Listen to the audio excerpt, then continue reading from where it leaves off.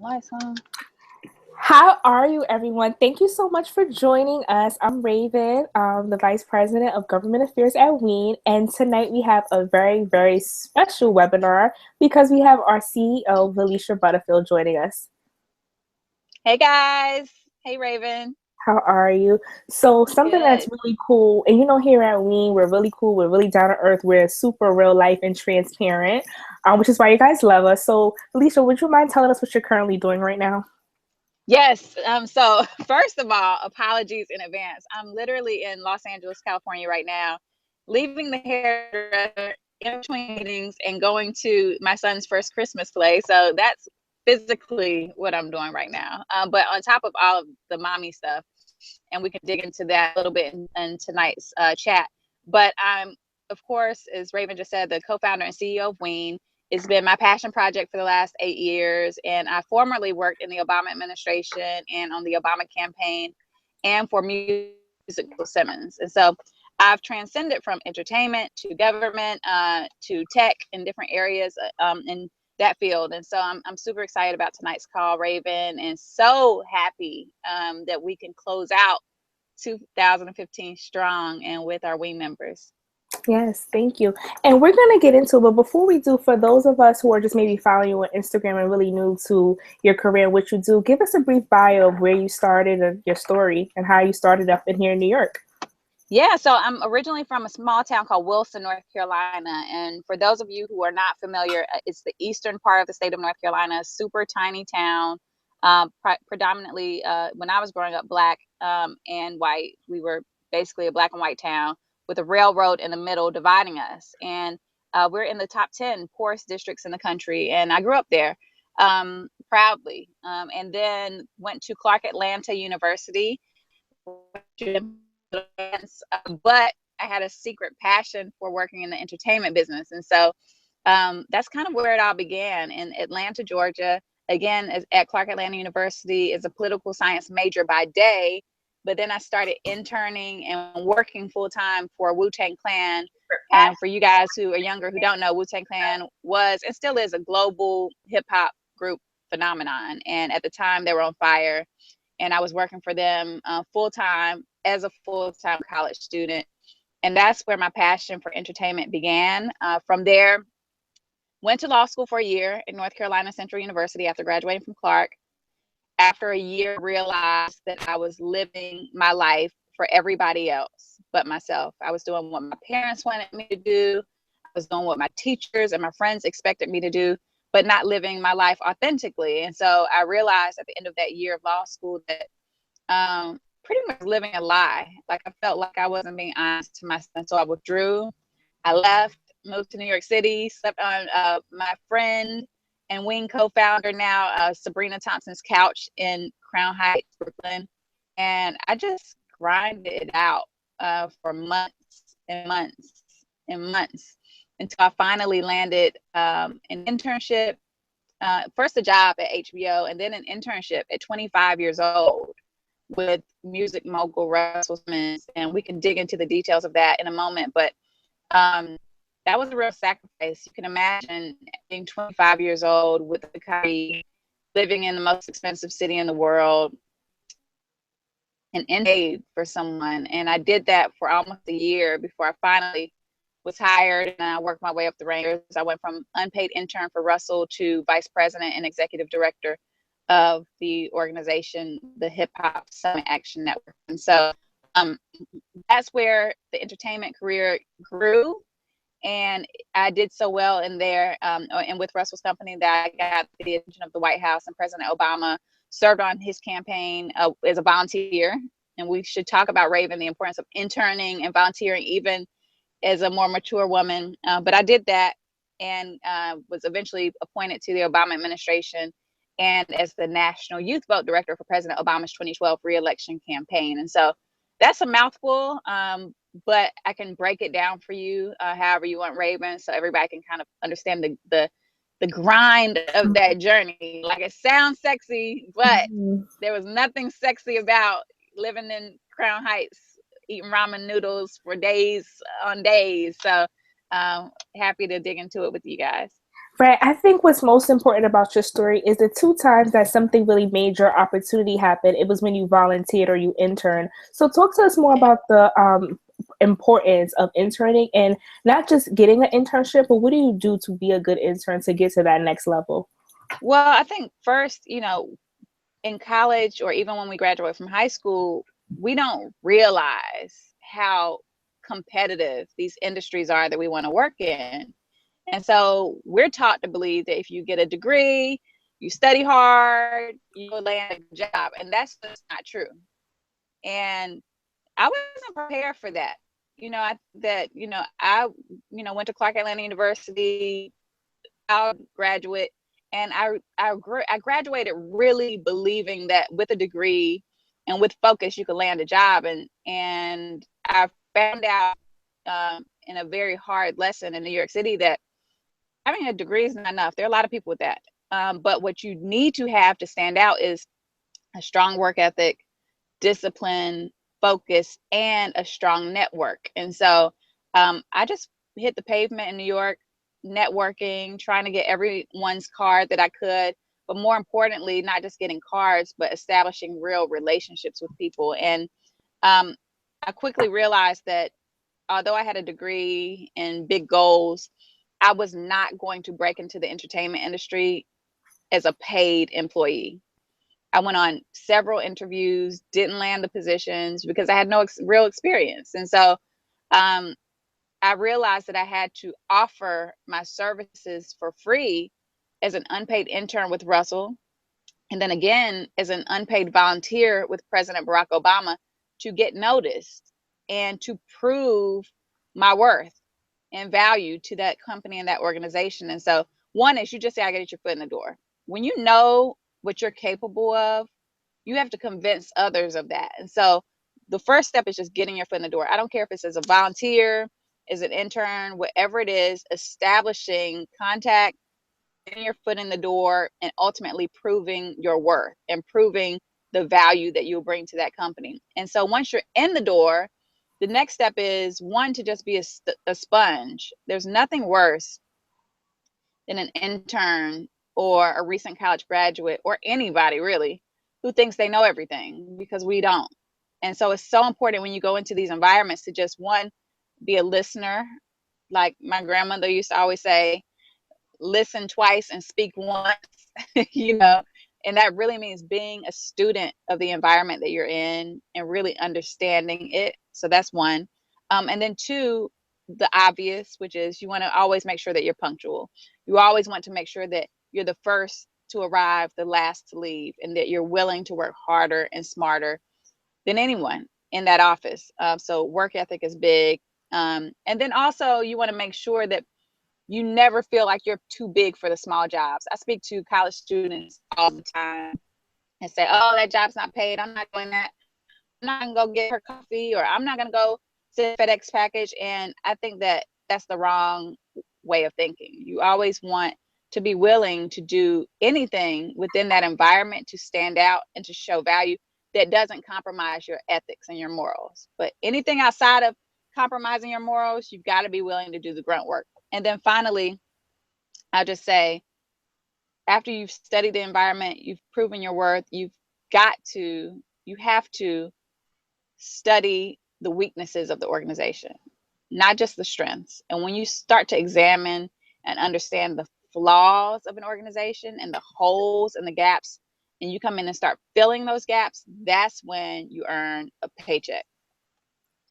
Thank you so much for that, and for most importantly being honest. I feel like a lot of people aren't honest about, having a volunteer, having an intern, and having to really be the coffee getter before you can be that person with the title. So thank you.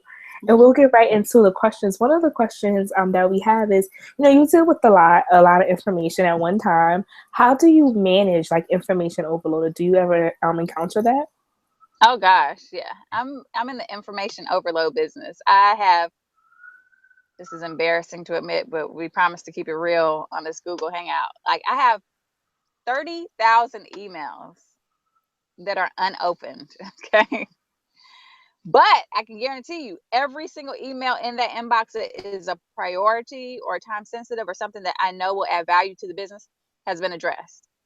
And so, no shade to the people that I haven't answered, but it's so important that you learn right now at this stage in your career. I don't care if you're entry level, mid, or senior level, wherever you are right now, understanding how to prioritize. That is key, because you never want to become so overwhelmed with information that you can't practically process it. Like at the end of the day, I know in my days of government service, I would receive documents on documents on documents of just information, data, research. And while all of that information is important, I'm a firm believer in finding the bottom line and really understanding the intimate and intricate details of that plan. And so when you're able to process information and download it, and in my opinion, this doesn't work for everybody. I think any information that I have access to, if it can't be like narrowed down to a one-page document, then it's too much information. It's too much information. And so I believe that streamlining is important, prioritizing is important, and getting rid of the excess. Anything that doesn't add value to your bottom line, if anything doesn't advance your goals, dismiss it, because you never want to get off focus. Thank you so much. And one of our next questions is, what daily routines do you find most successful as a businesswoman and philanthropist? So in terms of, maybe you have like a calendar, maybe you wake up every morning and do a to-do list. Like, what routines do you have just to kind of keep you in place? Well, the most important thing is to have a routine. And that's hard when you're young and you're hungry and you're grinding and you're just trying to make it happen. It's very hard to get yourself on a routine because you're chasing your dreams, right? And your dreams don't always come in a formula or a set schedule. But I've learned now the hard way, and by just observing my mentors and people in my life. An example is Kevin Liles. If you don't know who Kevin Liles is, you should definitely Google him. And he is a music mogul. He's the president of KWL Enterprises, and he manages Trey Songz and Big Sean and a bunch of music superstars. And Kevin's my mentor, and I've known Kevin now for about 14 years. And from the day I met Kevin to today, his routine has not changed. He is up at whatever crack of dawn hour he wakes up. He is taking calls on his way into Manhattan to the office. He takes breakfast meetings at the same restaurant at the same time. Like, he has a strict routine that he follows, and the people in his life and the business that he does has to adapt and adjust to his structure. And I think that there's intrinsic value in that. You want to get into a place in your life where you have a routine. For me, it's up at 7. Sometimes it's a little bit earlier. I get my son ready for school. I feed him. I get him bathed. I get myself together. I take him to school, and then I go into work mode. And when I'm in work mode, the first thing I do in my first hour is answer all my emails. Any time sensitive emails, urgent emails, I do that in my first 45 minutes to an hour. Then I take my calls and meetings for the day. And then I handle any proposals that I need to write or any big important documents that I need to address. And then I go to Soul Cycle, because that's my release. That's where I get my workout in. And that's where I can not think about anything at home or at work, because that's my release. And you have to figure out what that is for you. And then I go home and I go back into mommy mode, right? And you just have to figure out what your daily routine is, but not be so committed to it that you can't handle changes in your schedule, because they will come. But you've got to figure out a routine and stick to it, because it's going to make your life a lot less stressful. Thank you. And one question that came in is, how do you kind of deal with negative energy or people that you may feel maybe shading anything that you're doing? I've dealt with haters and shade my whole life. And I think we all have, right? I think it just comes with the territory when you're ambitious and when you're extremely interested in learning new things and trying new things. And when you have goals, right? You are going to encounter people that either don't like you, don't support your vision, whatever. And I found that it really doesn't matter. It really doesn't matter. And sometimes we could get so caught up in what people say, and he said and she said, and what the outside world thinks of us, but you'll find as you go along in life that those people are so small that they're not even worth addressing, right? And you want to spend your time on establishing relationships and forming allies with the people who do love and support you. And I can guarantee you that if you just took a step back and you looked at the number of people who don't like you versus the number of people that are in your corner, I can guarantee you that the number of people in your corner will outweigh the number of haters that you have. And when you look at it that way, an example would be if you look at your Instagram comments, right? And you might have 8 comments from people that say, girl, you look cute today. Oh, girl, I like that outfit. Whatever. And squad goals. And then you have one person that's like, she's whack. Why focus on the one comment when you just had 8 that were complimenting you? And I think, as silly as that sounds, it applies on a much larger scale to life. And you just have to recognize that not everybody's going to like you. And if they are, then you're not doing something right. When you're pushing the envelope, when you're trying new things, you are going to meet opposition, and that's okay. But you have got to focus your energy on the people who support and love you, and most importantly, on your goals and doing things the right way. And eventually, those haters turn into congratulators because they want to jump on your bandwagon. Perfect. Thank you so much. Next question we have is, are there any future expansion ideas for programs for women over 25?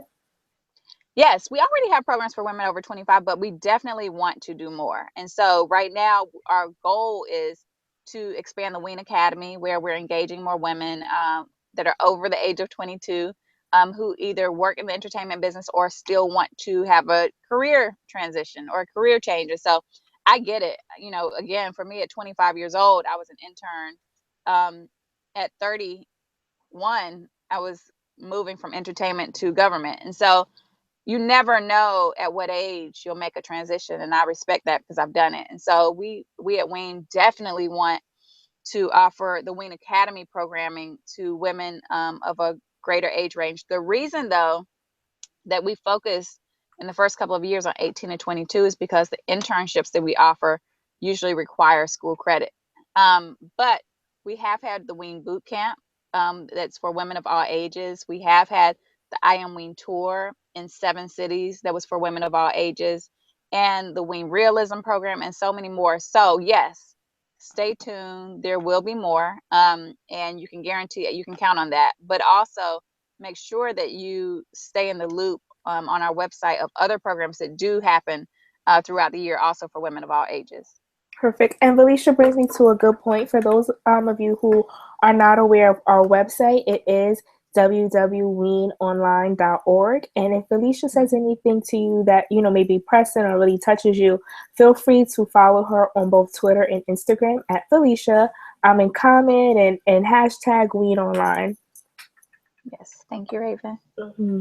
So now our next question is, how did you navigate your way around business to find your purpose? How did you find your purpose while in business and while interning? That's a great question. For me, as early as 4th grade, I knew I wanted to work in the entertainment business. I was a super fan. I watched BET all day. I was, all about the music. And so I realized then that I had a desire to work in that business. But being from Wilson, North Carolina, to parents who are pretty, conservative, or I shouldn't say conservative, traditional, and, their professions, I was afraid to say that out loud because it was so different. And so it was just, it had never been heard of, not only in my family, but in our city. And so, I think at 4th grade, I kind of understood that there was a little spark there. But when I got to college in Atlanta, I realized, okay, this is a real industry that I could really be a part of. So that's when it started to grow. But when I started working for Russell Simmons, I'll never forget the first day I ever met with him as an unpaid intern. And he asked me what I wanted to do. And I told him, I really want to work in the music business. I'm passionate about working in the industry. I feel like I can contribute in these ways. And he looked at me and took a step back, and he was like, nah, F that. you about to work on the government side. You're about to do the nonprofit community work because that's what you do. And I was so hurt and offended when he said that to me, because I thought I had life all figured out. And I thought that, you know, he could provide that opportunity for me to work in the music business. And I realized after he placed me in the community affairs arm that he was right. I found and have continued to find in my career now for 15 years extreme gratification in the balance and the partnership and marriage of the entertainment industry with doing nonprofit work and community work and philanthropic work. And so that's where my passion lies. I still get the entertainment fix that I enjoy, but I use it in a more meaningful way for me, you know, and I realize that, you know, I can do a lot of good in this world and I can give back in a big way by leveraging this passion that I have in the entertainment industry, but to do important work on the community side. And so that's where it was really through my experience with Russell that I was able to find my niche. That's amazing. I have one question here, and I feel like you're perfect for it because a young lady, she lives in North Carolina, so she wants to know, if you don't live in an entertainment capital, how do you navigate a network to build your brand before moving to a big city such as a New York or a LA? Well, first I'll say this. It's a different day now and soon to be 2016.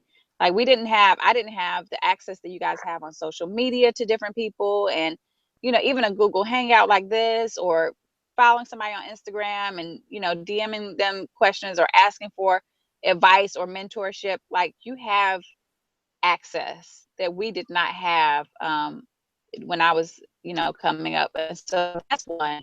Take advantage of social media. Raven, who is our beautiful host right now, she and I met on, where was it?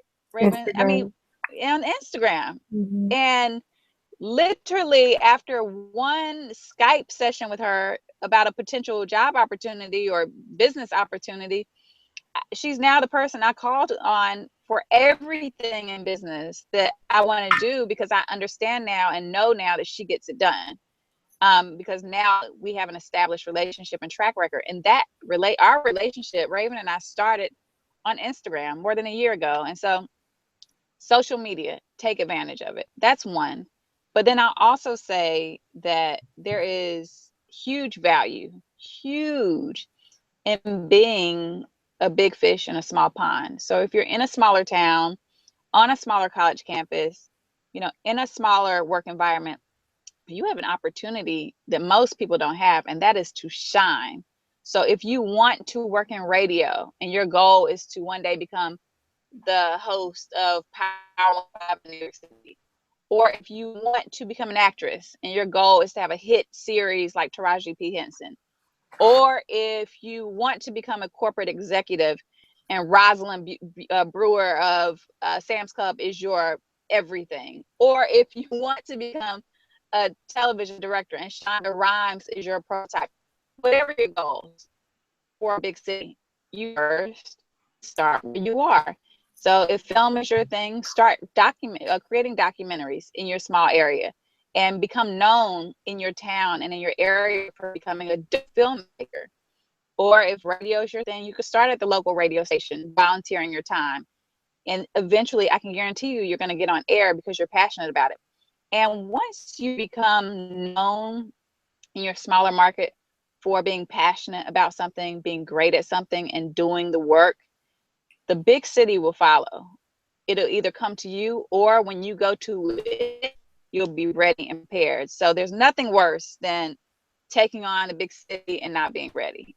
And you're never fully ready, I should say, but mentally prepared. And I think that when you start out smaller, you come with a better set of skills than many of us did when we started out, you know, on the couch in Crown Heights. Perfect. One question that we have is, how can someone transition from working their job to starting their own business? Great question. So, like, let's be real, right? Most of us can't quit our 9-to-5 job or our full-time job to start a business because our bank accounts just aren't set up like that. right? And you want to make sure that you're able to pay your bills on the first of every month, and you want to make sure that you know, are able to eat and, you know, survive, especially if you have children too.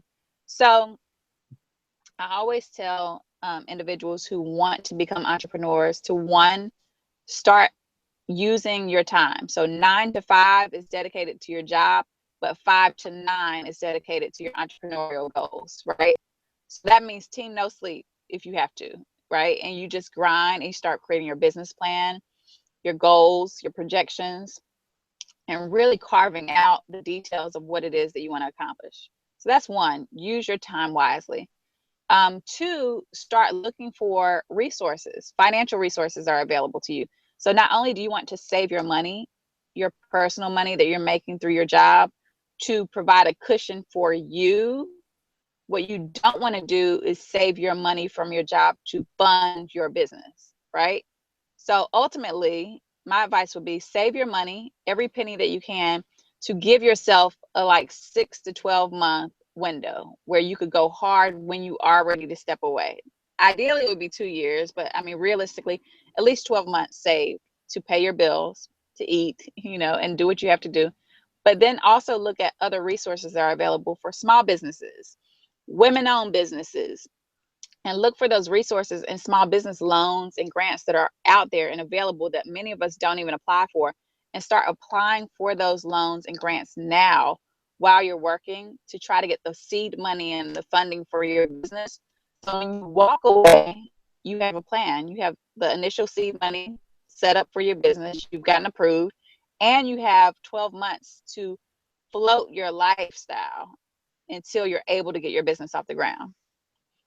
Thank you. Those are really, really, really great tips. And speaking of tips, you also have a book out. So tell us more about your book and where we can purchase it. Yeah, so my book's called Girlfriend. It came last year, and it's print for girls to follow their dreams, but not just girls, women too. And so basically, the book talks a lot about my journey, going from unpaid intern to an executive, but also, and the book is available on Amazon.com right now. But also, it really talks about the personal sacrifices you have to make to become a successful woman. And I don't even know if I consider myself successful yet, because I'm still so driven and I have so many goals left. But it is important that you learn to balance your life and make your personal life a priority too. So I talk about that. I talk about relationships. I talk about dating.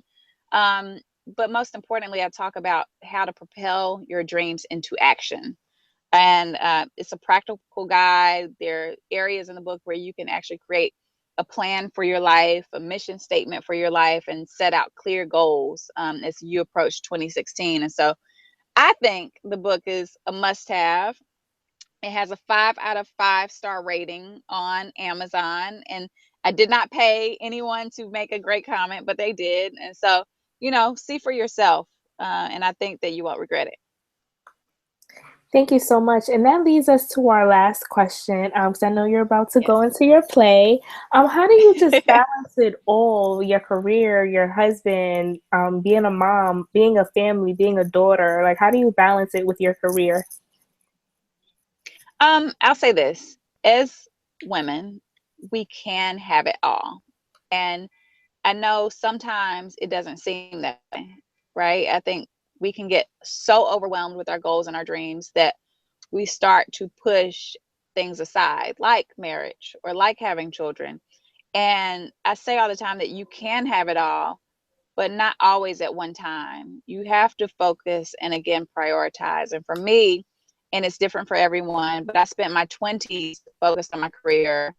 You know, of course I dated, of course I had fun, but I really focused on establishing a career for myself, a brand for myself, and a track record.